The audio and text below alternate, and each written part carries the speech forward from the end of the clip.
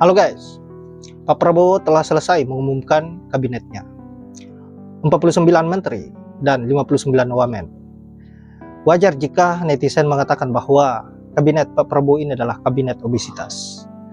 Dan rakyat siap-siaplah menerima kenaikan PPN dan juga rutin untuk membayar agar para menteri-menterinya kita semangat untuk bekerja dan semakin gemuk. Nah, hal ini tentu menuai respon yang beragam dari netizen, dan bahkan kabinet Prabowo dianggap sebagai kabinet jilid 2 Mulyono, yang saya kira hampir semua orang-orang Mulyono ada di dalamnya. Dan itu faktanya, bahwa kabinet Pak Prabowo sekarang ini kebanyakan diisi oleh orang-orangnya Pak Mulyono. Nah, sahabat-sahabat, untuk itu langsung saja kita simak terlebih dahulu seperti apa komentar-komentar para netizen ini, dan silahkan sahabat-sahabat simak baik-baik. Kalau kita bandingkan jumlah penduduk Amerika itu 335 juta. Menterinya hanya 15. Cina jumlah penduduknya 1,5 miliar. Menterinya hanya 21 orang. Sedangkan Indonesia penduduknya 280 juta, dibikin menterinya 100 orang. Ini ironis. Mending kalau nggak digaji. Ini gajinya besar, operasionalnya lebih besar. Segala jaminan operasionalnya, waduh, itu luar biasa. Sedangkan lagi Indonesia ini, oleh Jokowi hutang udah belasan triliun, belasan ribu triliun. Yang bayar itu rakyat. Tapi sekarang rakyat sedang miskin. Ya. Membangun gaya-gayaan tapi rakyatnya miskin.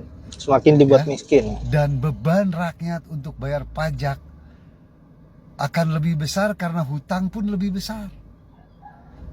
Indonesia ironis. Semoga ke depan jauh lebih baik lah ya. Jangan 101 ya. Coba kasih 15 atau 20 itu udah cukup. Mendingan buat kemajuan rakyat lah, ya. Betul tuh. Uangnya daripada untuk gaji menteri-menteri yang dari partai-partaian ini. Ini partai misinya ini untuk apa sih? Untuk bagi-bagi kue, untuk bagi-bagi duit hasil berhutang. Nah, ini ironis, parah memang. Januari 2025 itu PPN naik jadi 12%.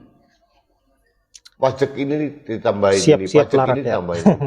Pajak-pajak ya. Ya, jadi penerimaan pajak ditingkatkan, artinya kan rakyat menjadi 80% dari APBN jadi pajak ya. itu pajak. Tapi kira-kira kalau segitu porsi pajak itu ngeri, Bung. Ini negara kolonial. Kalau anggaran belanja negara, prosentase pajaknya tinggi, itu artinya rakyat disuruh memikul kebutuhannya menteri-menteri Sontoloyo itu. Ngeri.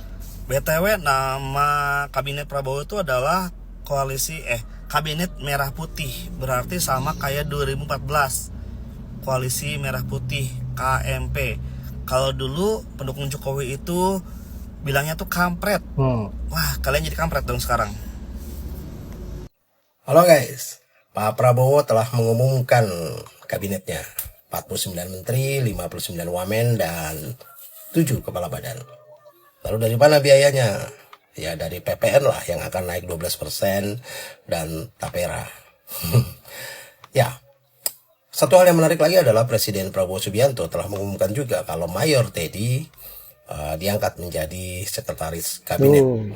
Ini sangat luar biasa sih, langsung melejit selevel Akbar Tanjung, Murdiono, Sudarmono, Pramono Anung, ya, dan lain-lain lah pada masanya. Sungguh gila sih ini lompatan karirnya ya. Teddy langsung promosi dari mayor jadi seskap yang setara dengan Jenderal Bintang 4 di usia yang masih 35 tahun.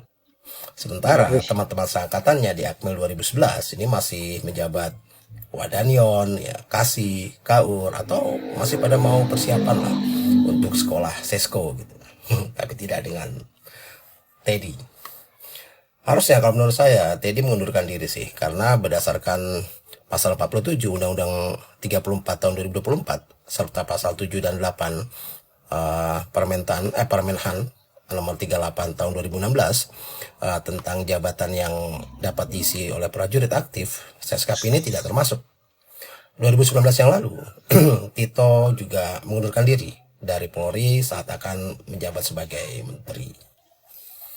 Ya memang sih tahun lalu ya, itu keluar Undang-Undang nomor 20 tahun 2023. Pasal 19 mengatur bahwa prajurit aktif bisa menduduki jabatan ASN. Tapi Undang-Undang nomor 20 2023 ini tidak bisa dijadikan dasar bagi Mayor Teddy. Sebab Seskap ini sama dengan menteri, bukan ASN. Gitu ya kira-kira. Ya tapi kalau kita lihat dari apa yang sudah ya, yang sudah terjadi, ya aturan ini kan tidak berlaku buat penguasa.